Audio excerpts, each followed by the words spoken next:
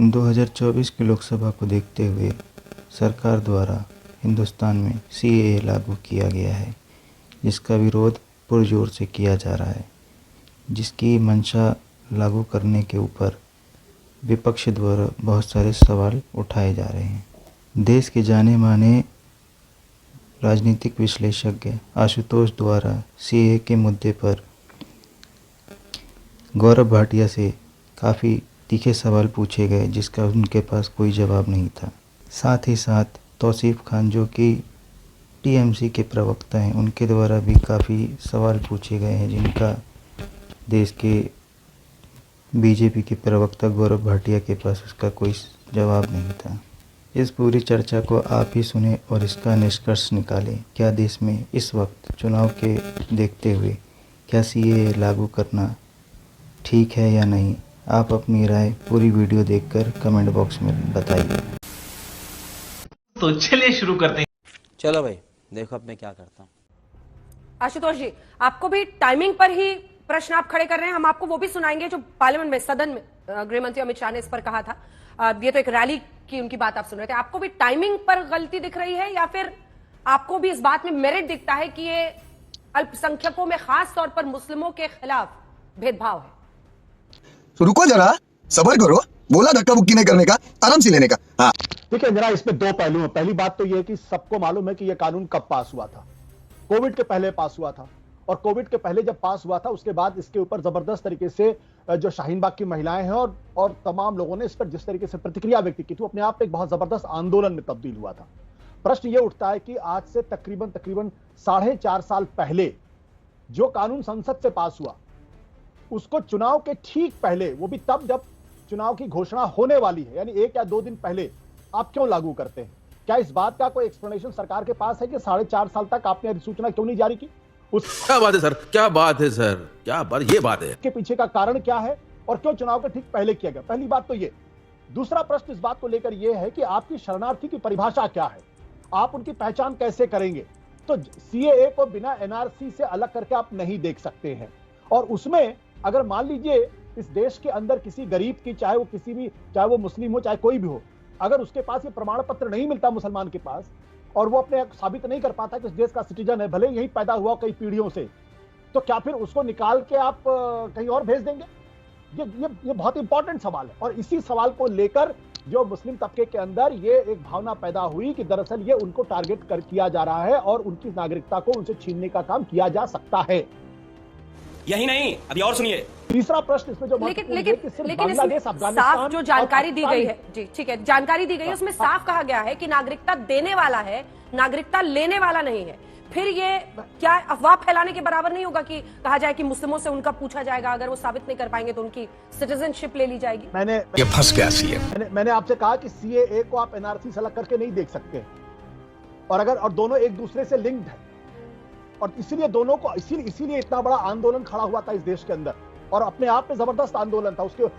उसको किस तरीके से दबाया गया और कोविड की वजह से वो आंदोलन वापस हुआ था। जो तीसरी बात मैं कहना चाहता हूं कि सिर्फ अफगानिस्तान, सिर्फ पाकिस्तान, सिर्फ बांग्लादेश से क्यों, हमारे पड़ोस में श्रीलंका के अंदर भी तो जो हिंदुओं के साथ जिस तरीके से व्यवहार किया गया, जिस तरीके से उनके ह्यूमन राइट्स का हनन किया गया, उनमें से बड़ी संख्या में लोग भारत आए, उनके बारे में क्यों नहीं प्रश्न किया जा रहा? तो जाहिर सी बात यह है कि चुनाव के ठीक पहले ये जो फैसला सरकार की तरफ से किया गया है अधिसूचना जारी करने का, उसका स्पष्ट तौर पर सरकार से लेना देना, और मैं शशि जी की इस राय से सहमत हूं। ये ट्रेलर है, हालांकि उन्होंने इस बात का एक्सप्लेनेशन नहीं दिया कि ट्रेलर किस संदर्भ में लोग कह रहे हैं, लेकिन निश्चित तौर पर यह ट्रेलर है, और इस ट्रेलर को समझना चाहिए कि कहीं ना कहीं आने वाले चुनाव को खास तरीके से ध्रुवीकरण करने की कोशिश की जा रही है, क्योंकि उनको मालूम है कि जिस दिन ये कानून लागू होगा उसी दिन विपक्षी पार्टियां इसके ऊपर रिएक्ट करेंगी, और उसके बाद फिर वो जो पुराना हथकंडा है, जो पुराना तरीका है भारतीय जनता पार्टी सरकार का, भारतीय जनता पार्टी का, उस पर अमल शुरू होगा। ठीक, गौरव। अरे देवा, ये गड़बड़ है बाबा। भाटिया जी, 3 आरोप लगे हैं, बीच में आपसे कनेक्शन चला गया था, तीनों का जवाब सिलसिलेवार ढंग से। एक तो 11 दिसंबर 2019 को यह कानून पास हुआ, ऐसे में इतनी देर सरकार ने क्यों इंतजार किया और अब जाकर नोटिफिकेशन है? दोनों जो यहां पर एक्सपर्ट्स बैठे हैं उनका यह कहना है कि चुनावों को प्रभावित करने के लिए। दूसरा जो सवाल आ रहा है वो है कि क्या ध्रुवीकरण सरकार इसके जरिए करना चाहती है? यह आरोप आपने आशुतोष जी का सुन ही लिया होगा। और तीसरा प्रश्न यह उठता है कि क्या सीएए और एनआरसी को जोड़कर देखना होगा? ऐसा आशुतोष जी कह रहे हैं कि अलग करके नहीं देखा जा सकता। ऐसे में मुस्लिमों को टारगेट किया जा सकता है कि अगर वो साबित नहीं कर पाते कि उनकी वो यहीं पर पहले से थे तो उनकी नागरिकता जा सकती है। तीनों प्रश्नों पर आपका जवाब। ये फंस गया सीएम, इसे पार्टी की मीटिंग समझ के फंस गया। अंजना जी देखिए, मैं बिल्कुल स्पष्टता से एक बात कहूंगा, ये आज ऐतिहासिक दिन है कि सीए का कानून लागू हो रहा है, जैसा आपका चैनल बता रहा है। और विपक्ष के चाहे प्रवक्ता हो, चाहे अपने आप को कोई विश्लेषक कहे, विधिक जानकारी थोड़ी कम रखते हैं ये लोग, और इसलिए ये लोग रायता फैलाते हैं, ये लोग डर फैलाते हैं।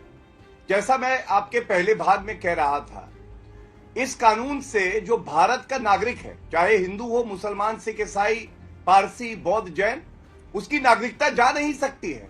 तो उसे डर किस बात का है, ये बात मैं समझ नहीं पाया। और बिल्कुल स्पष्टता से मैं एक बात और बता दूं, जो कानून के ज्ञाता हैं, चाहे कांग्रेस पार्टी में भी वरिष्ठ अधिवक्ता हो, उनसे पूछ लीजिएगा, सीए का ये जो संशोधन हुआ और एनआरसी का कोई लेना देना नहीं है। ज्यादा खुलकर मुखर तौर पर इसका विरोध ममता बनर्जी ही कर रही है तौसीफ जी, तो आप ही समझाइए ये कैसे विरोध है? क्या मानवीय आधार पर 3 मुस्लिम देशों में से अगर शरणार्थी भारत आना चाहते हैं, गैर मुस्लिम, तो उनको नागरिकता देना क्यों नामंजूर है? मजा नहीं आ रहा है। अंजना जी, आपने बहुत अच्छा लफ्ज कहा कि मानवीय आधार पर नागरिकता देना, लेकिन जब मानवीय आधार आप कहते हैं तो आपको हर किसी का सपोर्ट है, कॉन्स्टिट्यूशन उसको टोटली अलाउ करता है। और मानवीय आधार में अगर आप डिस्क्रिमिनेट करने लगेंगे कि धर्म इसका देखो, तो वहां पे तो मानवीय ये रहा नहीं, क्योंकि मानवता में किसी को नागरिकता देना और ना देना का आधार धर्म हो जाए तो वो तो मानवीय आधार रहा नहीं। यही एक बहुत बड़ी आलोचना है जो 2021 में जो हमने देखा, जो हमने प्रोटेस्ट देखे, वो सारे जो उस वक्त में ड्राफ्ट थे ये उसके बेसिस पे थे। अभी तो नोटिफिकेशन आई है मीडिया के माध्यम से, आपके जरिए हम जान रहे हैं कि सीए आ रही है। क्या एग्जैक्ट सीए की प्रोविजन है वो अभी तक मेरे नजर के सामने नहीं है। और यही बात तौसीफ जी, एक काउंटर क्वेश्चन है, तौसीफ जी को दिखा दीजिए मेरे साथ। तौसीफ जी, ये तीनों मुस्लिम देश है, पाकिस्तान, बांग्लादेश, अफगानिस्तान। ऐसे में वहां पर मुस्लिम अल्पसंख्यक कैसे होंगे, मुस्लिम कैसे प्रताड़ित होंगे? अभी मजा आएगा ना भिड़ो। पाकिस्तान में अहमदिया ग्रुप है जो कि मुस्लिम बाय डेफिनेशन है, लेकिन उनको उनके साथ में प्रताड़ना होता है पाकिस्तान में। ये हमारे सरकार के पास में इसका रिपोर्ट है। दूसरी बात कि जब आप नेबरिंग कंट्री को पकड़ते हैं तो नेबरिंग कंट्री में आप सिर्फ 3 देश को क्यों पकड़ते हैं? नेबरिंग कंट्री हमारे पास और भी है, आप उनको एक्सक्लूड करते हैं। आप इसके आगे अगर हम बात बढ़ेंगे, देखेंगे आपके राजस्थान, बंगाल, केरला और एक स्टेट है, 4 स्टेट ने ऑलरेडी स्टेट असेंबली ने जो पहले की जो ड्राफ्ट थी उसके खिलाफ ऑलरेडी रेजोल्यूशन पास किया हुआ है। क्या इसका कोई महत्व नहीं है? क्या इस 4 स्टेट में रहने वाले लोग जिन्होंने वोट देकर के अपने सरकार को असेंबली में बनाया और असेंबली द्वारा ये सीए के अगेंस्ट में जो पास हुए थे रेजोल्यूशन, क्या इसका कोई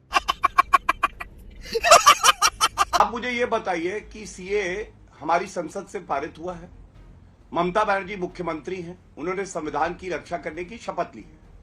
जो पारित कानून हो, क्या कोई मुख्यमंत्री ये कह सकता है कि मैं उसको अपने प्रदेश में लागू नहीं करूंगी? मेरा ये सवाल है, आप बताइए, आप तो एडवोकेट भी हैं, क्या ये सही है संवैधानिक दृष्टि से, राजनीतिक दृष्टि से, या गलत? तौसीफ खान, कुछ भी अनम्यूट कर लीजिए।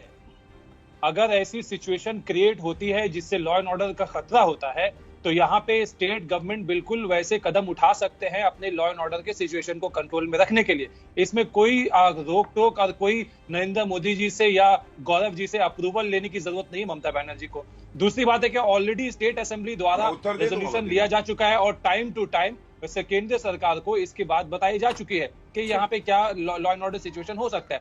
और यही वजह है कि ममता बनर्जी ने अभी हाल कुछ देर पहले ही उन्होंने प्रेस कॉन्फ्रेंस में कहा है कि अगर इससे, अभी तो उन्होंने ड्राफ्ट देखा नहीं है क्या नोटिफिकेशन आए हैं, क्योंकि अभी हमने सिर्फ न्यूज मिला है, एग्जैक्ट हमें तो ड्राफ्ट मिला नहीं है कि क्या पास हुआ है। तो अगर इसमें ऐसी कोई इंस्टेंस है जिससे लोगों को परेशानी होगी, जिससे लोगों के साथ में धर्म के नाम पे भेदभाव होगा, या यहाँ पे रहने वाले ऑलरेडी लोग हैं, आप एक बात बताएं, यहाँ पे 20 साल से, 15 साल से, 50 साल से लोग रह रहे, आज उनको अगर सीए द्वारा अपने आप को नागरिकता लेना है तो उन्हें पहले ये डिक्लेयर करना होगा कि वो यहाँ के नागरिक नहीं है।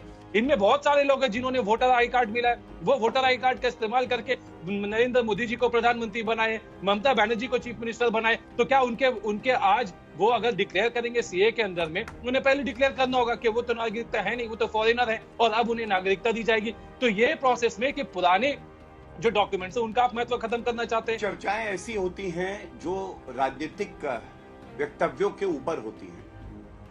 मैं समझता हूं अधिवक्ता हैं, बहुत अच्छे अधिवक्ता हैं तौसीफ मेरे छोटे भाई, लेकिन इन्होंने कहा लॉ एंड ऑर्डर खराब हो जाएगा इसलिए प्रदेश की सरकार लागू नहीं करेगी। आपको मालूम है अंजना जी इसका मतलब क्या है?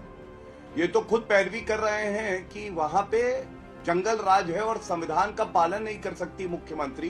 The constitutional machinery has broken down. क्या बात है सर, क्या बात है सर, क्या बात, ये बात है। लेकिन ये वो तमाम इलाके हैं, मुझे नहीं पता आप कितनी बार गए हैं, लेकिन अगर आप बांग्लादेश से सटे हुए तमाम इलाकों में जाएंगे पश्चिम बंगाल में, चाहे मालदा का इलाका हो, बहुत मुर्शिदाबाद, ये तमाम इलाके भारी तादाद में वहां पर एक रिटन रूल है।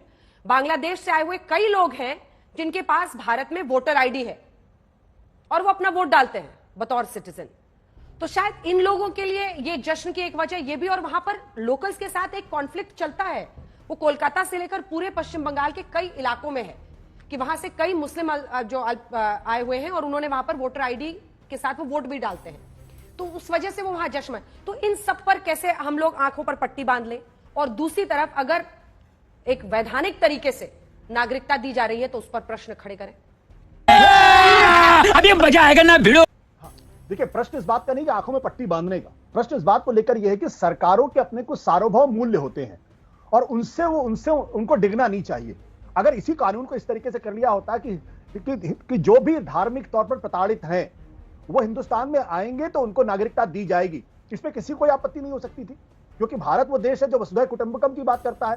तो आपने सिर्फ 3 देशों को किया, और 3 देशों के अंदर अभी जो बात तौसीफ कर रहे थे, शायद बहुत सारे लोगों को इस बात की जानकारी नहीं होगी कि जो अहमदिया फिरका है इस्लाम के अंदर, उसको बाकायदा 1973-74 में जुल्फिकार अली भुट्टो और वहां की सरकार ने अहमदिया को इस्लाम से बाहर कर दिया, और उन पे जिस तरीके के जुल्म हुए, वो जुल्म तो शायद वहां पे दूसरी माइनॉरिटीज के साथ भी नहीं हुआ। क्या वो अगर भारत में आए, नागरिकता मांगे, तो क्या उनको नागरिकता नहीं मिलनी चाहिए? क्या वो धार्मिक तौर पर प्रताड़ित नहीं माने जाने चाहिए? तो एक प्रश्न इस बात को लेकर। दूसरा प्रश्न इस बात को लेकर यह है कि अभी आपने थोड़ी देर पहले गौरव जी ने कहा कि भाई तमिलियन को तो नागरिकता मिली। इस देश के अंदर कोई भी आदमी नागरिकता मिलने का बाकायदा एक अधिकार है, बाकायदा एक कानून है, जो उस कानून का पालन करेगा उसको नागरिकता मिलेगी। वो तो सीए के पहले की स्थिति थी। तो संवैधानिक ढांचा पहनाना, संवैधानिक लबादा उड़ाना और वैसे नागरिकता देना, 2 अलग अलग चीजें, इसलिए उसको कंफ्यूज नहीं करना चाहिए। तीसरी बात यह है कि देखिए, ये जो नगाड़े जिस तरीके से फ्लैग मार्च किया जा रहा, ये फ्लैग मार्च क्यों किया जा रहा? इसका मतलब यह कि सरकार को इस बात की आशंका है या थी कि जैसे ही सीए लागू किया जाएगा वैसे ही समाज के अंदर तनाव फैलेगा और हिंसा हो सकती है। इसीलिए तो यही तो असली कारण है। और अब चुनाव के ठीक पहले अगर आप ऐसा सामाजिक तनाव अगर फैलता है समाज के अंदर, तो उसका फायदा किसको होगा? तो मेरी आपत्ति इसी बात को लेकर यह कि फ्लैग मार्च की जरूरत क्यों पड़ रही है आपको? क्यों इसके लेकिन ये संसद से पास किया गया एक कानून है आशुतोष जी, ऐसा तो पिछली बार भी हुआ था। और दिल्ली एक से सवाल पूरा होने दीजिए, ये 27 फरवरी 2020 की बात है। ताहिर हुसैन, आपको नाम याद होगा, आम आदमी पार्टी का नेता था। हम लोग उसके छत पर गए थे और वहां पर उसकी छत पर हमने पेट्रोल बम्स देखे थे। तो ऐसे लोग तो समाज में हमेशा रहते हैं, तो जो जानबूझ के दंगा फैलाते हैं, तो क्या किया जाए उसके लिए? सरकार तो एहतियाती कदम उठाएगी ना। क्या बोला तूने? इसका सीएए से क्या लेना देना है? ऐसी स्थिति तो कभी भी पैदा हो सकती है हिंदुस्तान के किसी भी कोने में पैदा हो सकती है। उसी कानून के विरोध में उस इलाके में दंगा हुआ था। मेरी बात को पूरा होने दीजिए। इस देश के अंदर सांप्रदायिक दंगों का एक पूरा इतिहास रहा है। तो ये कहना कि किसी एक पर्टिकुलर जगह पे ऐसा हो रहा है, तू समझा? हाँ। नहीं, तू समझा नहीं। खत्म, bye bye, tata, goodbye, गया।